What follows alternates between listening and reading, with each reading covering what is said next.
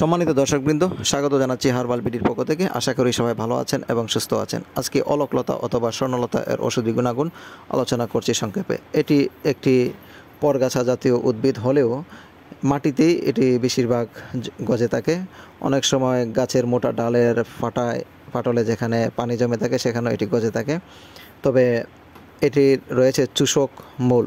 পোষক গাছের উপরে যতক্ষণ চূষক মূল স্থাপিত হয় ততক্ষণ পর্যন্ত এটি মাটিতে থাকে। পোষক গাছের আশ্রয় ছাড়া এটি বড় হতে পারে না। 1 থেকে 1.5 ফিটের মধ্যে যদি কোনো পোষক গাছ সেটি না পায়, লতাটি অনায়াসে মরে যায়। অধিকাংশ সময় ঝুপে যারা এটি গজে থাকে, তাই পোষক গাছ অনায়াসে পেয়ে থাকে। সেক্ষেত্রে পোষক গাছের উপরে তার চূষক মূলটি জড়িয়ে সেখান থেকে যখন খাদ্য সব কিছু সংগ্রহ করা শুরু করে, তখনই তার মাটিতে গজে থাকা মূলটি অটোমেটিক শুকিয়ে যায় এবং মরে যায়, বিলীন হয়ে যায়। তখন এটি একেবারে শূন্যের মধ্যে বসবাস করছে দেখা যায়। বেশিরভাগ কাটা জাতীয় গাছের মধ্যে এটি হয়ে থাকে।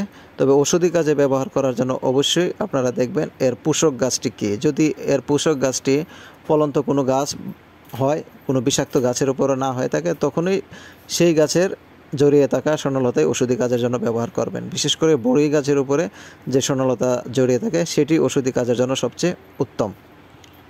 আসুন জেনে নেই কী কী কাজে এটি ব্যবহার হয়। মাথা থেকে চুল ঝরে পড়া কিংবা টাক মাথায় চুল গজাতে এটি দারুণ কার্যকর, এবং যাদের ফিস্টুলা রয়েছে অথবা পাইলসে রয়েছে, পাইলস থেকে রক্তক্ষরণ বন্ধ করতে এটি দারুণ কার্যকর। এবং এটি পুরুষের বল বৃদ্ধিকারক এবং শুক্রগারকারক, এতে উত্তেজক এবং কামোদ্দীপক হিসাবে কাজ করে। তাছাড়া এটিকে ন্যাচারাল জন্ম নিয়ন্ত্রণ পিলসও বলা হয়ে থাকে। এটি সেবনে গর্ভ নিরোধক হিসেবে কাজ করে।